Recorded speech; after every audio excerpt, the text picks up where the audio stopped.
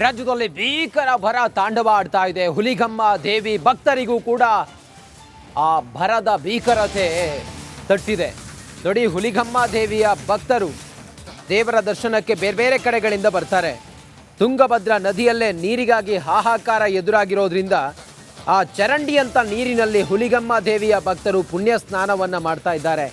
ಭರತ ಹುಣ್ಣಿಮೆಯ ಹಿನ್ನೆಲೆ ಹುಲಿಗೆಮ್ಮ ದೇವಿಗೆ ದರ್ಶನ ಮಾಡೋದಕ್ಕೆ, ದೇವಿಯ ದರ್ಶನವನ್ನು ಮಾಡೋದಕ್ಕೆ ಲಕ್ಷಾಂತರ ಭಕ್ತರು ಬೇರೆ ಬೇರೆ ಕಡೆಗಳಿಂದ ಬಂದಿದ್ದರು.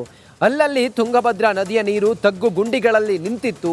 ಆ ನೀರಿನಲ್ಲೇ ಭಕ್ತರು ಪುಣ್ಯ ಸ್ನಾನವನ್ನು ಮಾಡಿದ್ದಾರೆ. ಜನಪ್ರತಿನಿಧಿಗಳ ವಿರುದ್ಧ ಹುಲಿಗೆಮ್ಮ ಭಕ್ತರು ಆಕ್ರೋಶವನ್ನು ಹೊರಹಾಕ್ತಾ ಇದ್ದಾರೆ. ನೋಡಿ, ರಾಜ್ಯದಾದ್ಯಂತ ಬರ ತಾಂಡವ ಆಡ್ತಾ ಇದೆ. ಕುಡಿಯೋ ನೀರಿಗೂ ಕೂಡ ಹಾಹಾಕಾರ ಎದುರಾಗಿದೆ. ದೇವಸ್ಥಾನಗಳಲ್ಲಿ, ದೇವರ ಕೆರೆಗಳು ಅಥವಾ ಹೊಳೆಗಳು ಅಲ್ಲೂ ಕೂಡ ನೀರು ಬತ್ತಿ ಹೋಗಿದೆ. ಇದು ಹುಲಿಗಮ್ಮ ದೇವಿಯ ದರ್ಶನಕ್ಕೆ ಬಂದಿರುವಂಥ ಭಕ್ತರ ಪರಿಪಾಠಲು ನೋಡಿ. ತುಂಗಭದ್ರಾ ನದಿಯಲ್ಲಿ ನೀರು ಸಂಪೂರ್ಣವಾಗಿ ಬತ್ತಿ ಹೋಗಿರೋದ್ರಿಂದ ಅಲ್ಲಿ ಪುಣ್ಯ ಸ್ನಾನ ಮಾಡೋದಕ್ಕೆ ಬಂದಿರುವಂಥ ಭಕ್ತರು ಚರಂಡಿಯಂತಹ ನೀರಿನಲ್ಲಿ ಪುಣ್ಯ ಸ್ನಾನವನ್ನು ಮಾಡ್ತಾ ಇದ್ದಾರೆ. ಇನ್ನು ನಮ್ಮ ಪ್ರತಿನಿಧಿ, ಕೊಪ್ಪಳದ ಪ್ರತಿನಿಧಿ, ಹುಲಿಗೆಮ್ಮ ಭಕ್ತರು ಬಂದು ಪುಣ್ಯ ಸ್ನಾನ ಮಾಡಿರೋದು ತುಂಗಭದ್ರಾ ನದಿಯ ಆ ಚರಂಡಿ ನೀರಿನಲ್ಲಿ ಪ್ರತ್ಯಕ್ಷ ವರದಿಯನ್ನು ನೀಡಿದ್ದಾರೆ. ಬನ್ನಿ, ಅಲ್ಲಿನ ಪರಿಸ್ಥಿತಿ ಹೇಗಿದೆ ಅಂತ ನೋಡೋಣ. ದೇಶದಲ್ಲಿ ಒಂದು ಮಾತಿದೆ, ಗಂಗಾ ಸ್ನಾನ ಶ್ರೇಷ್ಠ, ತುಂಗ ಪಾನ ಶ್ರೇಷ್ಠ ಅಂತ ಹೇಳಿ. ಸದ್ಯ ಏನಂತಂದ್ರೆ ತುಂಗಭದ್ರಾ ನದಿ ಹೋಗಿ ಚರಂಡಿ ಅಂತ ಪರಿಸ್ಥಿತಿ ನಿರ್ಮಾಣವಾಗಿದೆ. ಇದಕ್ಕೆ ಕಾರಣವನ್ನು ನಾನು ನಿಮ್ಗೆ ಹೇಳ್ತಾ ಹೋಗ್ತೀನಿ. ಈಗ ಸದ್ಯ ದೃಶ್ಯಗಳಲ್ಲಿ ನಿಮ್ಗೆ ತೋರಿಸ್ತಾ ಹೋಗ್ತೀನಿ. ನೀವು ನೋಡ್ತಾ ಇರುವಂತಹ ದೃಶ್ಯ ಇದು ಏನಂತಂದ್ರೆ ತುಂಗಭದ್ರಾ ಜಲಾಶಯ, ಏನು ಕೊಪ್ಪಳ ಜಿಲ್ಲೆಯ ಮುನಿರಾಬಾದ್ ನಲ್ಲಿರುವಂತಹ ಏನು ಈ ಒಂದು ಏನು ತುಂಗಭದ್ರಾ ನದಿ ಏನಿದೆ, ನದಿಯ ಬದಲಾಗಿ ಇದು ಸದ್ಯ ಏನಂದ್ರೆ ಚರಂಡಿಯಾಗಿ ಪರಿಣಮಿಸಿದೆ. ಇದಕ್ಕೆ ಕಾರಣ ಏನಂದ್ರೆ ಸಂಪೂರ್ಣವಾಗಿ ನದಿ ಖಾಲಿಯಾಗಿಬಿಟ್ಟಿದೆ. ಇವತ್ತು ಭರತ ಹುಣ್ಣಿಮೆ ಹಿನ್ನೆಲೆಯಲ್ಲಿ ಈ ಒಂದು ನದಿ ಸ್ನಾನಕ್ಕೆ ಲಕ್ಷಾಂತರ ಜನರು ಭಕ್ತರು ಬರ್ತಾ ಇದ್ದಾರೆ. ಆಂಧ್ರ, ತೆಲಂಗಾಣ, ಮಹಾರಾಷ್ಟ್ರ ಸೇರಿದಂತೆ ವಿವಿಧ ಕಡೆಯಿಂದ ಲಕ್ಷಾಂತರ ಜನರು ಭಕ್ತರು ಆಗಮಿಸ್ತಾ ಇದ್ದಾರೆ.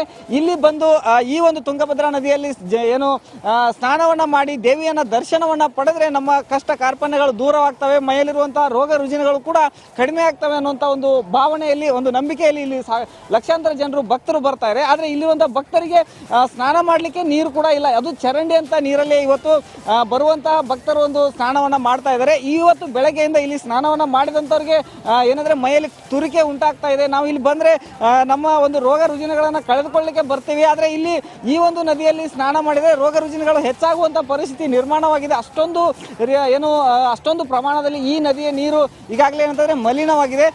ಭರತ ಹುಣ್ಣಿಮೆಯಲ್ಲಿ, ಪ್ರತಿ ವರ್ಷ ಭರತ ಹುಣ್ಣಿಮೆಯಲ್ಲಿ ಲಕ್ಷಾಂತರ ಜನರು ಬರ್ತಾರೆ. ಈ ಸಂದರ್ಭದಲ್ಲಿ ಡ್ಯಾಮ್ ನಿಂದ ನೀರನ್ನು ಬಿಟ್ಟರೆ ಜನರಿಗೆ ಅನುಕೂಲ ಆಗುತ್ತೆ. ಇದರಿಂದ ಏನಂದ್ರೆ ಯಾವುದೇ ರೀತಿ ತೊಂದರೆ ಆಗ್ತಾ ಇರಲಿಲ್ಲ. ಆದ್ರೆ ಈ ವರ್ಷ ಡ್ಯಾಮ್ ನಲ್ಲಿ ಅಲ್ಪ ಪ್ರಮಾಣದ ನೀರು ಇದೆ ಅನ್ನುವಂತ ಒಂದು ಕಾರಣವನ್ನು ಇಟ್ಕೊಂಡು ನೀರಾವರಿ ಸಲಹಾ ಸಮಿತಿ ನದಿಗೆ ಯಾವುದೇ ರೀತಿಯಂತ ನೀರನ್ನ ಇವತ್ತು ಬಿಟ್ಟಿಲ್ಲ. ಈ ಹಿನ್ನೆಲೆಯಲ್ಲಿ ಇಲ್ಲಿ ಬರುವಂತಹ ಭಕ್ತರಿಗೆ ಸಾಕಷ್ಟು ಒಂದು ತೊಂದರೆ ಆಗ್ತಾ ಇದೆ. ನೀವು ನೋಡ್ತಾ ಇರಬಹುದು ದೃಶ್ಯಗಳಲ್ಲಿ ಏನಂದ್ರೆ ಸಾಕಷ್ಟು ಪ್ರಮಾಣದಲ್ಲಿ ಗಲೀಜು ನೀರೇನು ನಿಂತಿದೆ. ಈ ನಿಂತ ನೀರಲ್ಲೇ ಇವತ್ತು ಬೆಳಗ್ಗೆಯಿಂದ ಲಕ್ಷಾಂತರ ಜನರು ಇದರಲ್ಲಿ ಒಂದು ಸ್ನಾನವನ್ನ ಮಾಡ್ತಾ ಇದ್ದಾರೆ.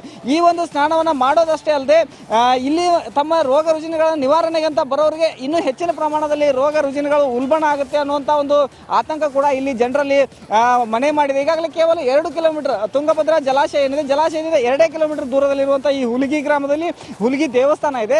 ಈ ದೇವಸ್ಥಾನಕ್ಕೆ ಇಷ್ಟೊಂದು ಪ್ರಮಾಣದಲ್ಲಿ ನೀರಿನ ಅಭಾವವಾಗ್ತಾ ಇದೆ. ಇದರಿಂದ ಜನರು ಸಾಕಷ್ಟು ಒಂದು ಆತಂಕದಲ್ಲಿದ್ದಾರೆ. ಹೀಗಾಗಿ ಜನರ ಒತ್ತಾಯ ಏನಾಗ್ತದೆ ಅಂದ್ರೆ ಈಗಾದ್ರೂ ಏನು ಅಧಿಕಾರಿಗಳು ಎಚ್ಚೆತ್ತುಕೊಂಡು ನೀರನ್ನ ಬಿಟ್ರೆ ಇನ್ಮೇಲೆ ಬರುವಂತಹ ಜನರಿಗೆ ಒಂದು ಅನುಕೂಲವಾಗುತ್ತೆ ಅನ್ನುವಂತ ಮಾತನ್ನ ಹೇಳ್ತಾ ಇದ್ದಾರೆ. ಅದ್ರ ಜೊತೆಗೆ ಆಕ್ರೋಶವನ್ನು ಕೂಡ ವ್ಯಕ್ತಪಡಿಸ್ತಾ ಇದ್ದಾರೆ. ಕೂಡಲೇ ಅಧಿಕಾರಿಗಳು ಎಚ್ಚೆತ್ತುಕೊಂಡು ನದಿಗೆ ನೀರನ್ನ ಬಿಡುವಂತ ಕೆಲಸ ಆಗಬೇಕಿದೆ. Hiremath republic TV Kannada.